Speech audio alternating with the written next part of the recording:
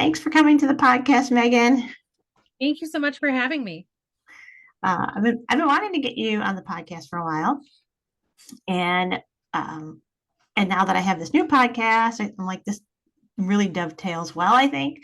So, um, I got to know you through your process as you were kind of feeling out whether or not you thought you had a call to ministry, in different direction, still kind of ministry related, but like you're not moving towards official ordination, right? Correct. Yeah. Okay. So what's your like day job? What do you do? So actually, I just recently started a new day job. I am a Title I academic tutor and parapro for developmental kindergarten. Wow. Yes. Does that And all it's fit on your business card? no, I don't think so. So that's cool. So what's your degree background in it? So I have a bachelor's degree in counseling. And will eventually be working on the master's toward a counseling a degree in counseling and licensure, and eventually doing that as my day job. But right now I'm at the school and I get to work with the developmental kindergarten, which is 4 and 5 year olds. So have my foot in the door in the school, which I love, and just being there every day has been wonderful. So That's cool. And so are you so now your degree you're moving towards your master's and stuff like that. Are you going to do like school counseling or you want to do like therapy with adults or kids? Like what's that look like?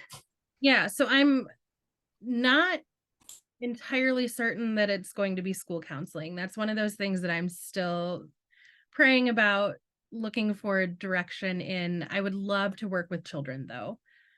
So doing therapy with children, maybe out of a practice or out of a community mental health sort of situation is kind of where I'm feeling called to at the moment.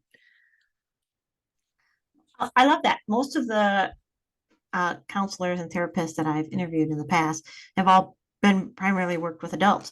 And so you're the first person who had that I've had on that's primarily worked or wants to work with kids and stuff.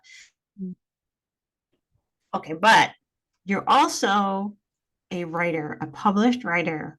Yes. Okay, so I know you have one series of books that you've finished. You're starting a new series, but let's talk about down in a few minutes. We'll talk about what you're doing now, but I want to talk about how did that get started? Like you just like woke up one day and you're like, I'm going to write a book. More like I was called into an emergency staff meeting and told you're going to be working from home for the foreseeable future. So this would have been March 2020 when everything went crazy. And so I was working and I was doing school and I just needed something to just get all the crazy out of my brain, right? Like everything was just there was so much unknown. So I just started writing. And I had this story in my head that I was going to write. Um, and this one character was the sister of a main character, but her personality leapt off the page. And I was like, okay, nope, we're changing this. She's going to be my main character. And so 2020, I wrote it and then I tucked it away, never to look at it again because everybody wants to be an author, but like, how do you actually do that? Right. Um, And then a few years later, so it would have been, well, not a few years, but end of 2021, I connected with someone on Instagram who I had started posting book reviews that I had read, and so was she. Um, Come to find out she was getting ready to start publishing. And I was like, "Hey, can I ask you a question? Like how are you doing this?" And since then, she and I have become really good friends, and I published a full series. Okay, so tell me about this book. Now, you're a fiction writer. Yes. That's correct. Okay, so tell me, is that so? well, I want you to tell me about that book, but first, sorry, my ADHD is also kicking in Totally today, understand. right?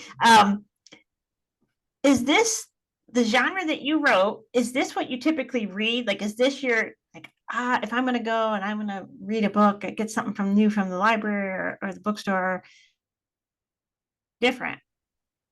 This is what I typically read. Yeah. So my series is contemporary romance, which is what I mostly read. That shelf back there is almost all contemporary romance. But I also write with live they call it lived experienced fiction. So the characters um either, one has arthritis, one has chronic illness, one has ADHD, and I'm writing out of my own lived experience with those characters. And so it adds a little depth to the book, and to the characters, but all while, with this fictional narrative behind it. Sorry, You're fine. having Zoom problems over here. Um, okay, so I like that. And so you did the first one, and then so how many books are in this series? There's 4 in the first series. All right. And okay, so you did the one and you published it. Like, did you think, hey, I'm gonna write a second one, or when did that happen?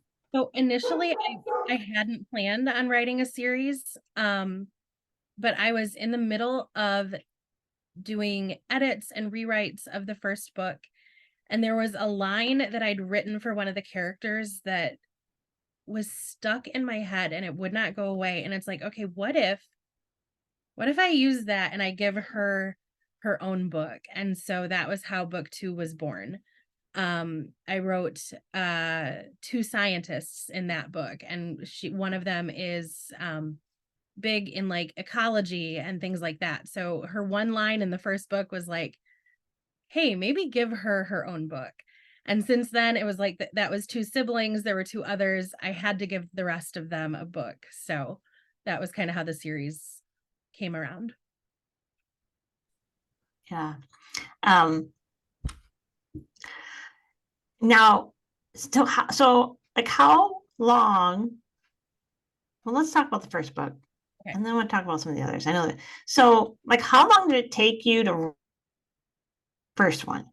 To write the first book, Yeah. oh goodness, couple of months just to draft the manuscript, Okay. and then Cool. another month of editing and rewriting, and then had it ready to go. Yeah. Because this episode is going to post right at the beginning of NaNoWriMo Oh yeah. month. Yeah. So I imagine there'll be some NaNoWriMo people listening. I'm going to do that for the first time. I'm going to do that in November. So, Oh, that's wonderful. It's so much fun. yeah. I have no idea what I'm doing, but uh, I I'm didn't going to either do the first time. it. But I'm not going fiction. Anyway, so, okay. So you did the first one, like 2 months. Now, the second book, how long did that take? That one was a lot faster. Um, Really? I honestly don't know how long it took me to write it, but it felt like the story came faster to me because I already knew the characters, um, at least a little bit, and was able to kind of flesh out their story a little more quickly than the first one. Okay. And so you said this series kind of came out of your lived experience, right? Because you said they all have like disabilities and stuff like that. So did you put like, I guess, how much of yourself is in the book? And then how much did you just use that kind of as a springboard and maybe you brought other stuff in? Yeah. So in the first book, the main character Penelope has PCOS, polycystic ovary syndrome, which I also have. And so with the writing of that book, or originally, it was a lot of me just sort of processing what that meant. Because when you're on a Zoom almost every day and you're seeing yourself in the little screen and you're having issues with what you're seeing, it's not always easy. And so I just started writing, like, what if I have this character who's on television or involved in television, and has some of these same issues that I do. And so in Penelope, there's a lot of my own journey with that. Not so much in the other books, where I sort of used it more as a springboard and gave them their own experience, but was able to use mine to inform it. Yeah. I like that. So did you have to do a lot? Did you do, I should say that, research, or did you just, it was a lot of, because of it was your own experience, you just pulled from that? With that one, I mostly just used my own experience. Did a little bit of research because, everyone's experience with that is so different. So there was some research that went into it, but mostly it was just things that I have experienced. Yeah.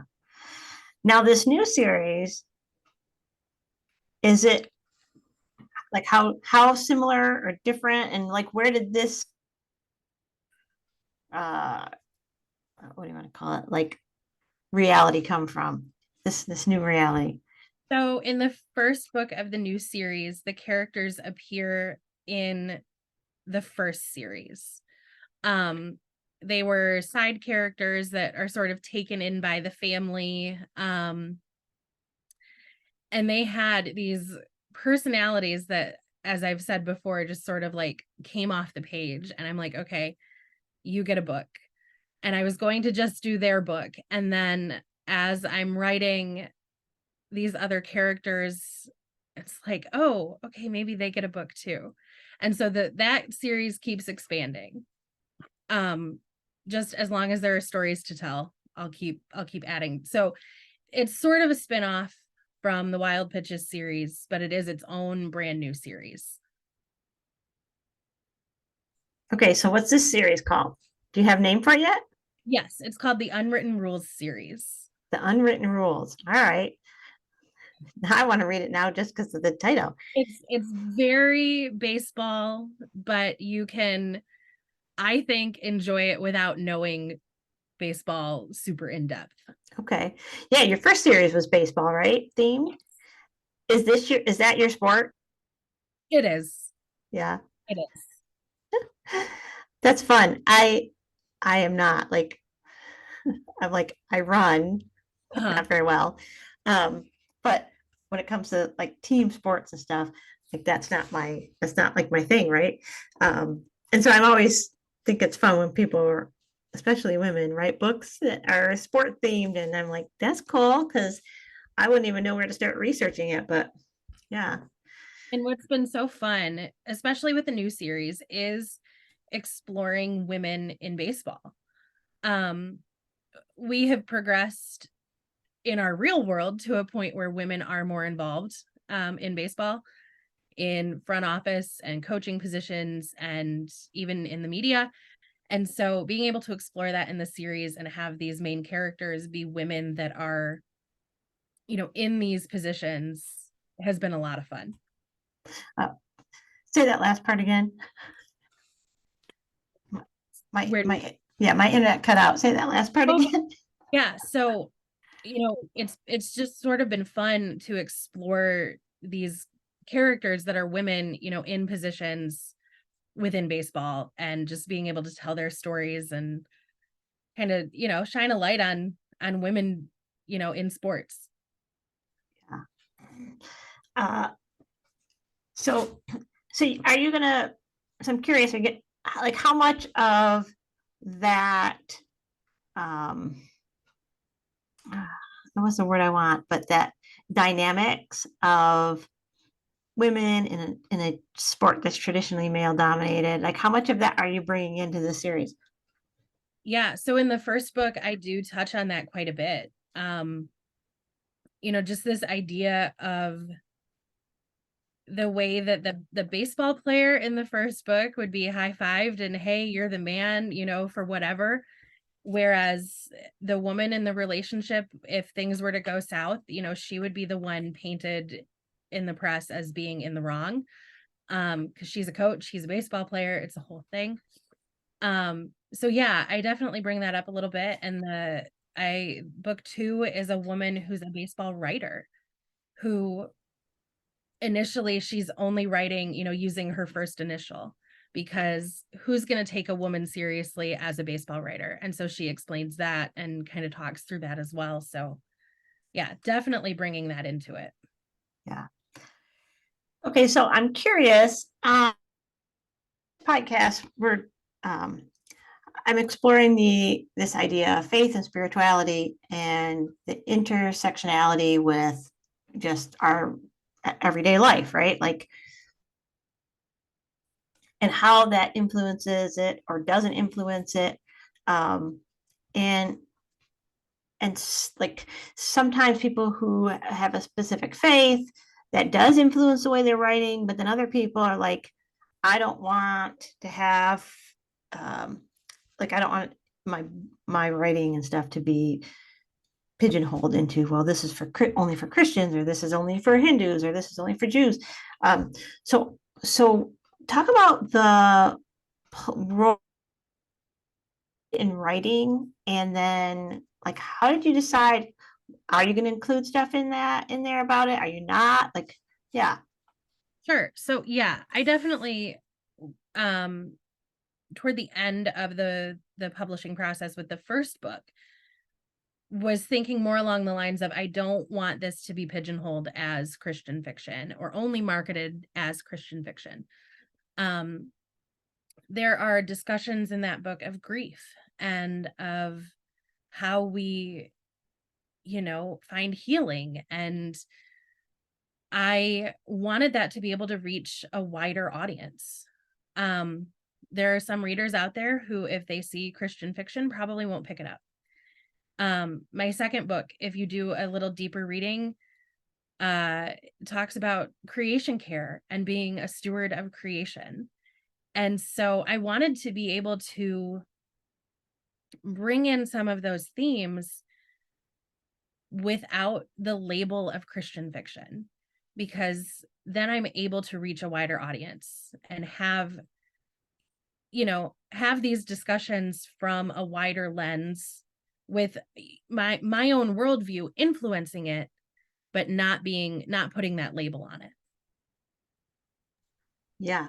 Do you have so do any of your characters, or do you think any of your characters in the future might explore their own,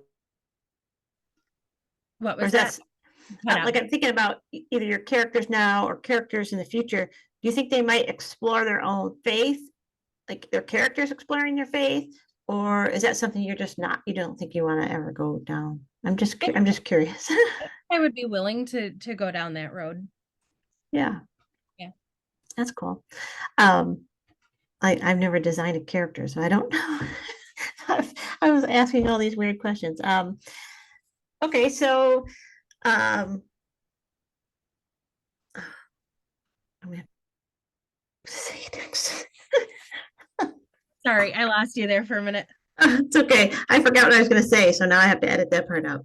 Uh, oh man, all my questions went out my head. Anyway, um,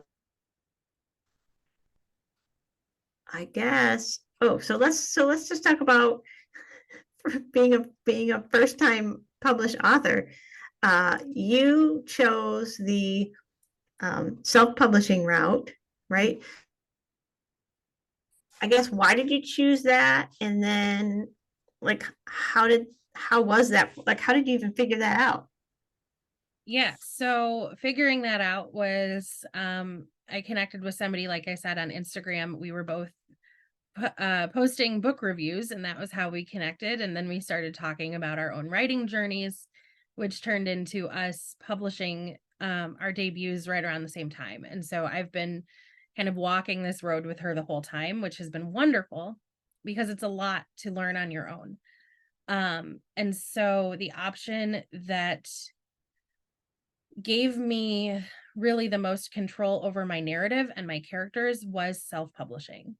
And Amazon, for as much as we like to talk about, Amazon being Amazon, they make it really easy for authors to self-publish.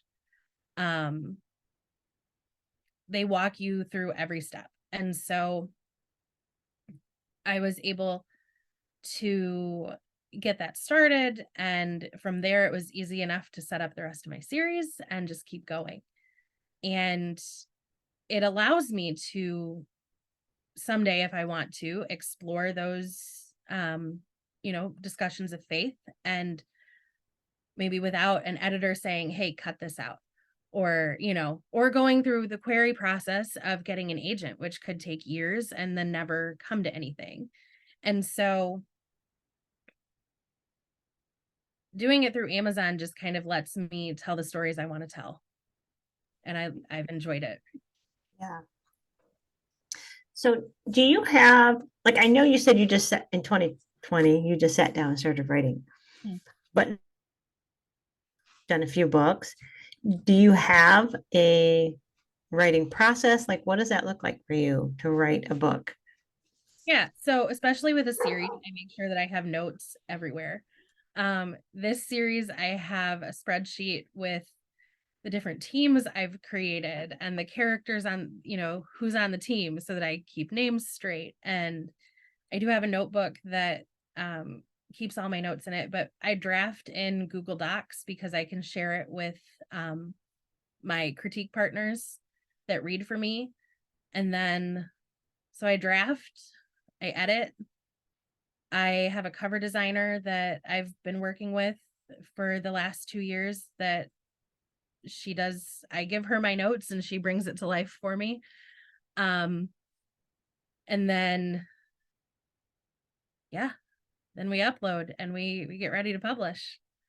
And I do all my marketing on social media, so that's part of it too. Have to flex a little different creative muscle to do that. Right? Yeah. And drag in all of your friends and Yes. so as you've been doing this, so this is 2023, so you've been writing for about 2-3 years. Um, I guess how has the writing process itself shaped or influenced your faith, your spirituality? Like, how have you grown? How has it helped you to grow as a person? Like, and I guess like that, and then also what has about this whole journey? I missed the last part of your question there. What has surprised you most about this journey? Okay. So as far as how writing shapes my faith, there's such an intentionality of sitting down and opening the computer and writing. And some people will tell you, shoot for a specific number of words every day. I just want new words every day. I don't care how many I put on the page as long as they weren't on the page before. And so I think there's also that same intentionality in our study and our growth, and whatever that spiritual formation looks like for us, whatever those practices are. It is a practice, just like writing. The more we do it, the stronger we get. And so as we have that same intentionality with whether it's journaling or just reading our Bibles or a study on our own or with other people, because that's the other thing I've learned. Community is so important. And I think, so to answer both questions at once, what has surprised me the most is the community that I have sort of infiltrated is the wrong word, but also built is the wrong word. I've connected with other authors, and it's like a snowball rolling down a hill. Our group gets bigger and bigger and our community gets bigger and bigger. And writing is not a solo process, but neither is our faith. Sure, there are elements of it that are solo and it's just us, but we also need that community. And so seeing that kind of overlap has been wonderful. Yeah. So how did you? Well, I know you connected with the one person on Instagram. How did you build this community and then I guess, like, would you consider this? So let me ask this first, and then I'll ask building the community question of spiritual formation. For me, yes. Yeah. Um, because that's like when you're describing that's what came to mind. Like this is this is a spiritual formation, an act of discipline. So how did you build this community? So I was part of a writing group for about a year where we would get on Zoom and we would, have writing groups together. And there was another author. We only did it one or two times, but we connected through social media after that just to sort of keep in touch. And after my book came out and her book came out, we reconnected and became really good friends. I've still never met her in person, hope to someday. And then we're able to connect with some other authors that I have actually gone out and spent some time with and met them. And so it's been very organically through the weirdest possible platform, but through Instagram and social media. Um, these are people that I talk to almost every day, and I send them, screenshots while I'm writing just for accountability. Like, hey, here's what I wrote today. Or hey, does this make sense? Will this even work? They know my characters about as well as I do, and I know theirs about as well as they do. And so over these last couple years, um, real friendships have been formed and a real community has been born. That's like to me that's so well, to me that's church, right? Like Yes. Yes. we don't if we don't think of it in those terms is the essence really of a faith community of some sort. Mhm. And I don't know about I don't know about the diversity, like, if there's diversity in faith, different faiths being expressed in that group, but I think we've neglected that aspect of our faith of Yes. um, that our community groups don't have to be centered around God to be, um, a place where we find spiritual enrichment and growth. Yeah, Right. yeah, for ourselves, man. All right, so things you might things you wish you knew maybe before you wrote, or just ways you want to encourage new writers, people who are just like thinking about writing their first book or whatever. It's so simple, but honestly, it's just do it. I mean, you're always going to find a reason to talk yourself out of telling whatever story you're telling. No one's going to want to hear it. Why am I doing this? Nobody's going to read this. It's not going to be a New York Times bestseller. Well, not everybody is. Um, but write the words anyway, because my first book was just for me. Nobody else was supposed to read it. Um, but I get messages still on a fairly regular basis saying, hey, my daughter has PCOS and I understand her a little better now. Or, hey, my partner has anxiety and I was able to use something from your book to help them. And it's fiction. Just write it. And people are going to say, oh, write 5,000 words a day, write 1,000 words a day. Don't, that's the worst advice, at least in my opinion. And I'm not an expert. It's just write, just put the words down somewhere. You can't start, you know, you have to start with a blank page, put words on the blank page. Yeah, you do. I like that. All right. Well, I'm still trying to come up with a question to ask people at the end of this new podcast. Okay. Um, but I guess what's feeding your faith right now? So it would be is my question for you today. Sure. I actually have restarted a book that I thought was nearby, but it's not. Um that I can't think of the name of, but it's about being creative and sort of channeling your faith through creativity. And it's just kind of that reminder of um ministry doesn't have like defined parameters of what it looks like, and that even creative writing can be ministry. And so that's really helping inform my writing. and my own spiritual growth, and just kind of leaning into that. Absolutely. That's so cool. I love that. All right. Well, thanks for coming on the podcast. Thank you for having me. I'm gonna